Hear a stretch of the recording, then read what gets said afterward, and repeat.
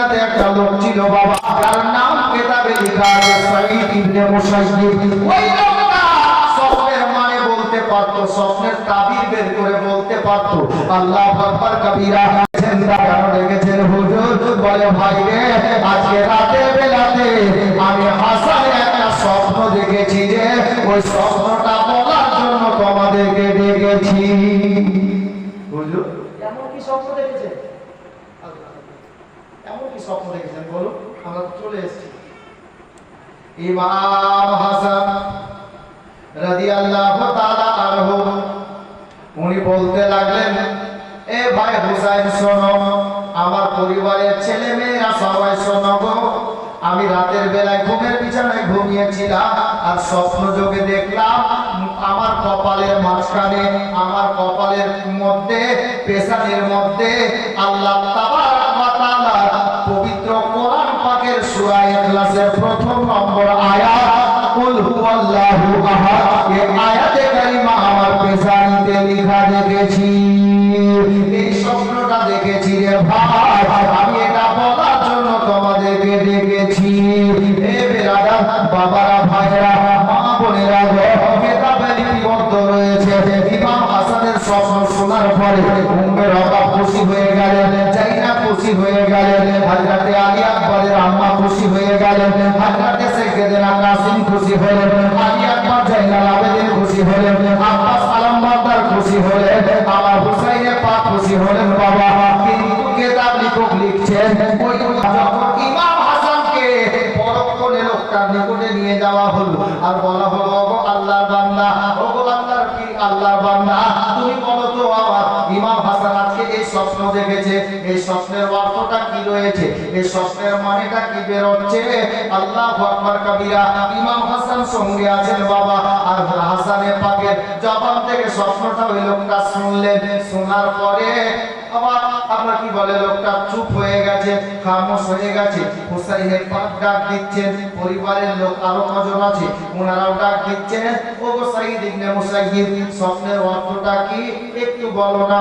উনি বলতে লাগলেন, ওগো নবীর নাতি হুসাইন, স্বপ্ন তো ঠিক আছে, যদি আপনার স্বপ্ন সঠিক থাকে, যদি এটাই স্বপ্ন দেখে থাকে, তাহলে স্বপ্নের মানে ভালো দেখতে পাওয়া যাচ্ছে না। কি হয়েছে গো, কি মানে দেখতে পাওয়া যাচ্ছে, কি অর্থ বের হচ্ছে? আল্লাহু আকবার কবীরা।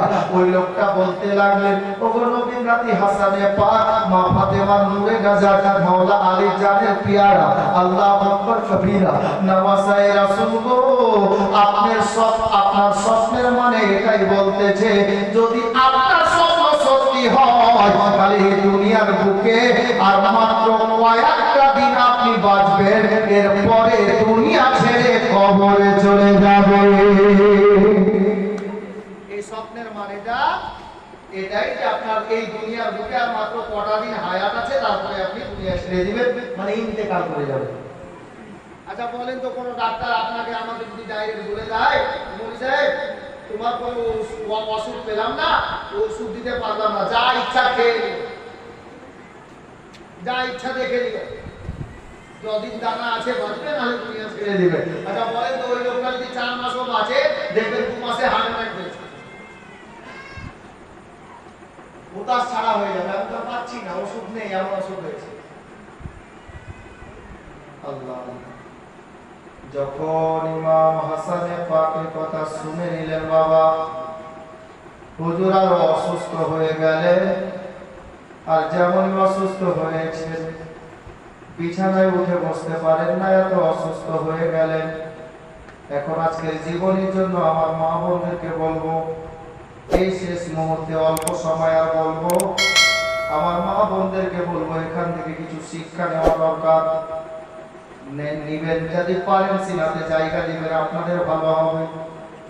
আমার ইমাম হাসান অসুস্থ হয়ে গেলেন, এমনকি দানা পানি ছেড়ে দিলেন, খাবার খেতে পারছেন না বাবা, মুখে শুধু তরল জাতীয়, লিকুইড জাতীয় খাবার, পানি জাতীয় জিনিসগুলো যাচ্ছে, এর থেকে বেশি কোনো খাবার পেটে যায় না।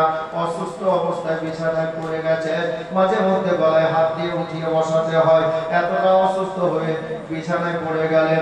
হুজুরের মন ভালো করে না, আর হয়তো কদিন আছি না আছি চলে যাব দুনিয়া থেকে। এ বিরাদার বাবারা, ভাইয়েরা, কিন্তু আমার মা বোনেরা শুনেন গো, ইমাম কাসিমের মা, আপনি যদি জিজ্ঞেস করেন মাওলানা নাম কি, নাম আমার জানা নেই। তার কারণ হলো যেগুলো কিতাব থেকে জীবনী বক্তারা গায় ওগুলো কিতাবে নাম লিখাই নাই। ইমাম কাসিমের আম্মার নাম লেখা নাই। যদি কোনো আরবি কিতাবে সৌদি আরবে থাকে তো হবে, আমার জানা নেই। আজ পর্যন্ত কোনো বক্তার মুখে পাইনি। আমি বড় বড় বক্তাকে জিজ্ঞেস করেছি, বলে মাওলানা কিতাবে পাইনি। কি করে বলবে না? বাবারা, ভাইরা, মা বোনেরা গো, ইমাম কাসিমের মা মানে হাসানের স্ত্রী। নিজের স্বামীর সেবা এমন করেন, 24 ঘন্টা স্বামীর সেবাতে লেগে থাকে।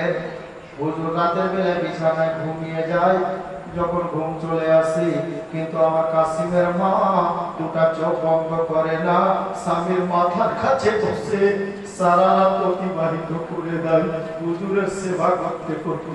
মা বলে রাখো, হযরতে ইমাম কাসিমের মা দেখলেন স্বামীর অবস্থা ভালো লাগে না, স্বামী জানি না কদিন বাঁচবে, কতক্ষণ বেঁচে থাকবে। যার কারণে বাবা ইমাম কাসিমের মা একটা ব্যবস্থা নিলেন। বিকাল বেলাতে একটা মেয়েকে ডাক দিলেন, বংশের মেয়ে, বাড়ির মেয়ে গো, নাম কিতাবে লেখা আছে জাইনাব। জাইনাব বলে মেয়েটাকে রেডি করলেন। রেডি করার পরে সন্ধ্যার পরে ইমাম হাসানের মাথার কাছে বসে ইমাম কাসিমের মা ডাক দিচ্ছেন, হুজুর গো, কি হলো রে বিবি কাসিমের মা? হযরতে ইমাম কাসিমের মা বললেন, হুজুর আমি আপনার কাছে একটা কথা বলতে চাইছিলাম। কি কথা রে বিবি? বলে, হুজুর গো, আজকে রাতের বেলাতে আপনার কাছ থেকে আমি ছুটি চাইছিলাম, আজকে রাতে আপনার কাছে থাকবো না। আমার ইমাম হাসান